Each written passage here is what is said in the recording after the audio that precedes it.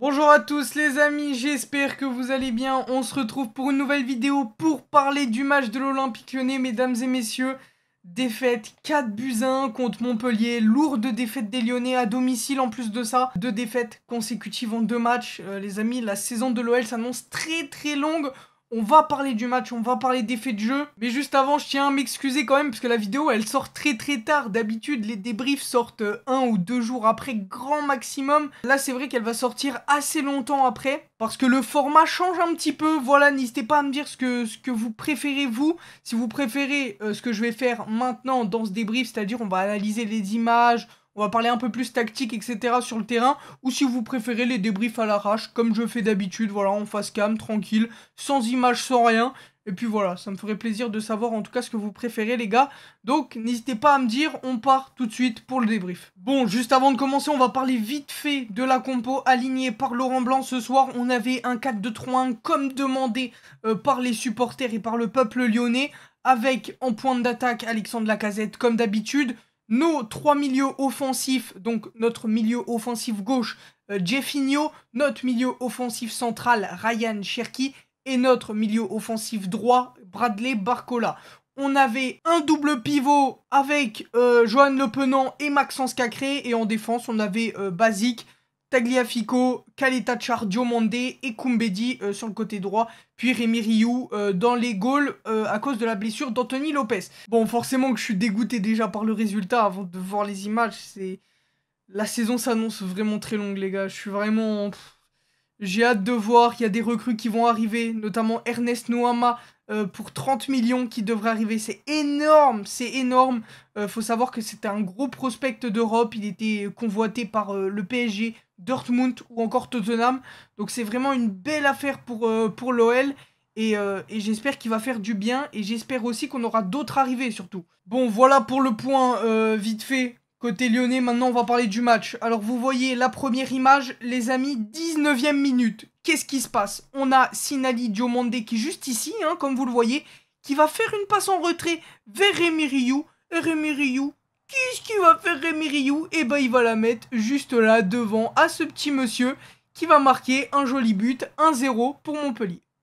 Voilà. Donc voilà, la passe de Rémi Rioux qui va arriver juste ici, dans les pieds de Nordin, qui va marquer le premier but à la 20e minute. Boulette de l'Olympique Lyonnais, mesdames et messieurs. Début de match désastreux, clairement. Même les 20 premières minutes sont pas bonnes du tout. On prend un but sur une boulette. Bah écoutez, j'ai l'impression que l'Olympique Lyonnais est de retour officiellement. Beaucoup de mal dans les transitions, que ce soit offensif ou défensif, on a extrêmement de mal. Et puis, il n'y a pas de cohérence dans l'effectif. Le bloc n'est pas compact, le bloc est en désaccord complet. Il n'y a pas de schéma tactique, il n'y a rien qui est travaillé. Et pour moi, la faute, elle revient à Laurent Blanc.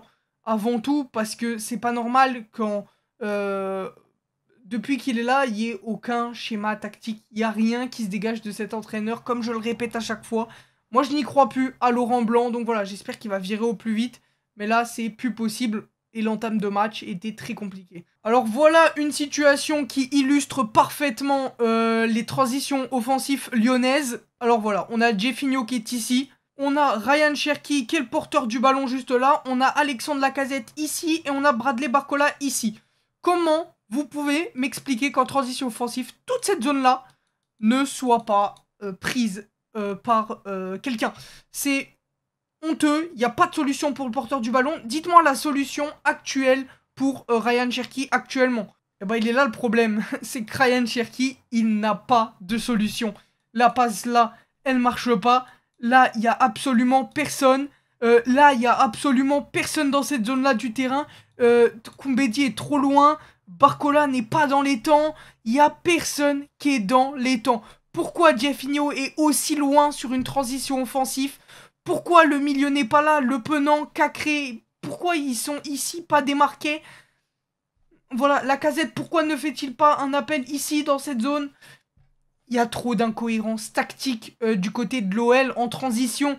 Et même sans les transitions, ça ne va pas. Il n'y a pas de schéma tactique. Et c'est honteux qu'il n'y ait pas plus de solutions pour le porteur du ballon actuellement. Le bloc est trop déséquilibré. Pour moi, le milieu n'allait vraiment pas. Le milieu prenait le bouillon comme pas possible. Cacré était à la ramasse complet. Le Penant à la ramasse complet. Jeffinho a fait un match horrible. En soi, tout le monde a fait un match horrible, hein, mais surtout, j'ai envie d'engager le milieu parce que à partir du premier but, Ryan Cherki commence à prendre les rênes du camion. Et j'ai beaucoup aimé le match. Enfin, j'ai bien aimé l'approche de Ryan Cherki sur ce match qui, voilà, on sent qu'il voulait quand même amener un truc, mais le problème c'est qu'il était tout seul. Et j'aime bien ce qu'il fait, partir du milieu de terrain pour mener le jeu, mais en fait, il peut pas tout faire, Ryan Cherki. S'il a pas de solution, ça va être compliqué pour lui. Alors, il peut trouver un dribble, il peut trouver un truc. Mais voilà, le décalage, il doit se faire dans la passe, dans les transitions. Et là, tout le monde est à la ramasse complet, en fait. Il peut pas tout faire, Ryan Cherki. Bon, je précise que ce but a été refusé pour hors-jeu. Mais on est sur un coup de pied arrêté de l'OL. Je le mentionne pas beaucoup dans les débriefs. Mais j'ai remarqué, voilà, cette saison. Et même les saisons dernières, en vrai... quand on regarde bien, l'OL est à la ramasse complet sur les coups de pied arrêtés. Coup franc, corner, penalty, tout à la ramasse. Que ce soit offensivement ou défensivement, l'OL est nul à chier sur les coups de pied arrêtés. Comment tu peux te dire qu'il y a 1, 2, 3, 4, potentiellement 5 mecs qui sont tout seuls? Potentiellement 5 mecs. Alors oui, il y en a qui sont hors jeu. Ils sont sûrement beaucoup hors jeu. Le numéro 3 et le numéro 8, oui, ils sont sûrement hors jeu. Mais là n'est pas la question. Comment il n'y a personne au marquage? Parce que le hors jeu ne se joue à rien. Hein. Il y a but sur cette occasion. Il y a but qui est refusé par hors jeu. Mais le hors jeu, il se joue à ça. Les gars, le hors jeu, il se joue à rien. Comment c'est possible, sur coup de pied arrêté, de prendre autant l'eau? C'est pas possible. Moi, ce coup franc m'a vraiment choqué. Que fait la défense? Que font les joueurs au marquage, sérieusement? Ils marquent pas leurs joueurs, c'est pas possible. Et voilà, pour moi, il y a un problème sur les coups de pied arrêtés. Il faut travailler ces coups de pied arrêtés. On n'a toujours pas travaillé. Alors, c'est de la faute de Laurent Blanc, oui. Mais même sous Peter Bosch, on était nul à chier aux coups de pied arrêtés. Et ça, va falloir travailler ça vraiment. Parce que c'est plus possible d'être aussi nul, tout simplement. Passons maintenant au deuxième but montpelliérain. À la 38e minute, sur cette magnifique passe de Jordan Ferry, voilà, de sa surface de réparation, qui va trouver une longue passe ici vers Altamari, qui a fait un sacré match. Altamari, je tiens à le mentionner quand même, gros GG à lui pour ce match, qui a vraiment été performant. Altamari va prendre de vitesse ici et va se retrouver en 1v1 contre Kaletachar. Alors, en une passe, tout le bloc est fini. Voilà. Il n'y a personne. Il n'y a littéralement personne. Comment c'est possible de prendre autant l'eau? Pourquoi le bloc est aussi déséquilibré, sérieux? Il y a un problème tactique.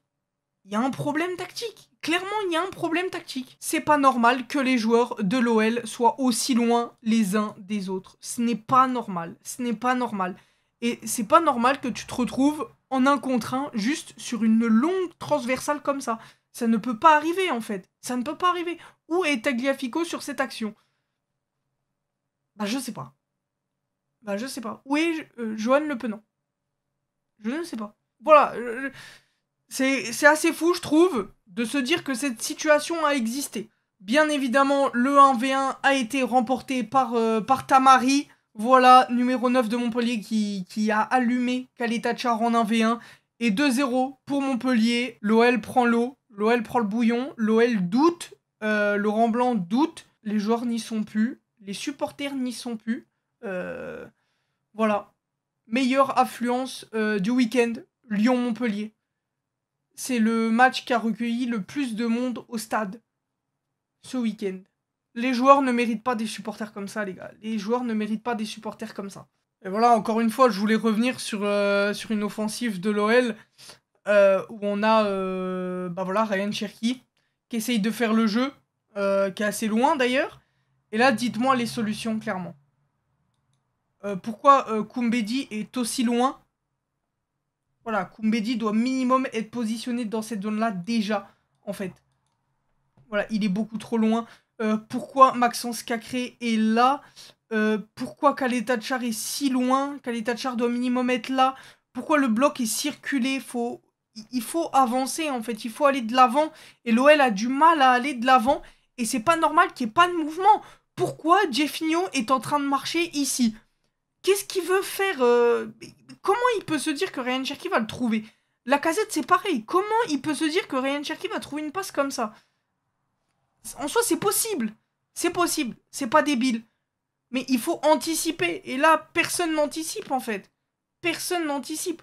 Ou alors, si c'est pas Koumbedi qui doit être dans cette zone, c'est Bradley Barcola qui doit venir. Et qui doit décrocher. Il doit y avoir des appels et des contre-appels. C'est comme ça. Pour que les offensives marchent, il faut du mouvement. Et là, bah, vous regardez les joueurs, il n'y a pas de mouvement. Il n'y a pas de mouvement. Qu'est-ce qu'il fait, là? Johan Le Penant. Qu'est-ce qu'il fait ici, sérieusement? C'est le milieu. C'est lui la colonne vertébrale de l'équipe. C'est lui, c'est la structure. Le milieu est trop important, surtout en 4-2-3-1, où tes milieux doivent avoir un gros volume de courses et d'appels. Et de propositions. Et là, Johan Le Penant, désolé, mais qu'est-ce qu'il fait là, sérieux? Il est au marquage d'un joueur, il ne se démarque pas, il fait rien. Bah ouais, désolé, moi ça me rend fou, ça me rend fou. Il n'y a pas un mec qui est bien placé sur cette action, honnêtement. Le mieux placé, c'est peut-être Alexandre Lacazette. Voilà, mais... Je comprends pas comment c'est possible d'avoir une tactique aussi immonde de la part de Laurent Blanc, quand même. Alors là, je vous montre une séquence de jeu, oui, mais il faut savoir que ces séquences de jeu, elles reviennent très, très fréquemment dans le match, en fait, et ça me rend fou. Alors, on va parler du troisième but, qui est tout autant lunaire que les deux précédents, parce que c'est une passe décisive du gardien. Oui, les gars, vous ne rêvez pas, c'est une passe décisive du gardien, qui va encore une fois faire une longue passe et dévier tout le bloc de l'OL. Voilà, position miteuse des défenseurs et des milieux. Encore une fois, ça vient d'un corner, il me semble, cette occasion. Corner à chier, voilà, de la part de l'OL. Encore une fois, on ne sait pas tirer les coups de pied arrêtés, comme j'ai dit auparavant. Et voilà, encore une fois, on va être mis en danger sur cette occasion. Et sur cette passe de Lecomte, le gardien de Montpellier, qui va donc faire un long dégagement ici, vers Tamari, encore une fois, qui va se retrouver en 1v1 contre Ryu. Ryu, qui va se pisser dessus, voilà, comme lors des 2 buts précédents. Voilà, Rémi Rioux qui est le pire homme du match, sur ce match, clairement, et le pire homme à avoir fait le pire match de Ligue 1 de l'histoire. Je pense vraiment qu'en termes de gardien, on peut pas faire pire que Rémi Rioux ce soir. Le mec a vraiment été immonde. J'ai jamais vu une perf individuelle d'un gardien aussi immonde que ça depuis ma vie, je pense. Vraiment, c'était nul à chier ce qu'a proposé le gardien remplaçant de l'OL ce soir. C'est une honte absolue. Alors pourquoi, quitte à faire jouer un remplaçant, puisque ton titulaire n'est pas là, faut savoir que Rémi Rioux est le remplaçant d'Anthony Lopez. Pourquoi faire jouer un mec à 38 ans alors que t'as un jeune gardien patouillé, notamment, qui est assez bon avec les jeunes? Pourquoi ne pas le faire jouer? Il faut prévoyer la suite pour Anthony Lopez. Alors pourquoi faire jouer un mec à 38 balais au lieu d'un mec qui est hyper jeune et qui peut progresser? Il faut préparer l'avenir. Et pour moi, c'est encore une erreur de Laurent Blanc ce soir. Parce que Patouillet ne pouvait pas faire pire que ce que Rémi Rioux a fait ce soir. Et il est que amené à progresser, le jeune gardien. Alors que Rémi Rioux, il a déjà fait sa carrière. Sa carrière est déjà faite. Voilà. Pour moi, il y a encore une erreur de casting de Laurent Blanc. Sur les changements. Sur le remplacement, du moins. Et puis alors, voilà. La frappe de Tamari qui va passer comme ça. Juste en dessous de Rioux. Et oui, Rémi Rioux ne va pas arrêter cette frappe. Pourtant, la frappe n'est même pas si exceptionnelle que ça de Tamari. Hein. Je pense que si c'est Lopez, ce soir, on n'en prend pas 4, hein, on en prend beaucoup moins.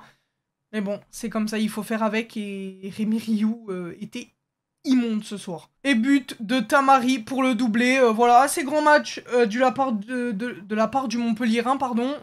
Très gros match. Il n'y a rien à dire, même si le gardien était immonde. Faut le dire qu'il a vraiment bien joué, ses appels, sa finition. Tout était en place pour Tamari ce soir. Donc voilà, gros match du Montpellierin.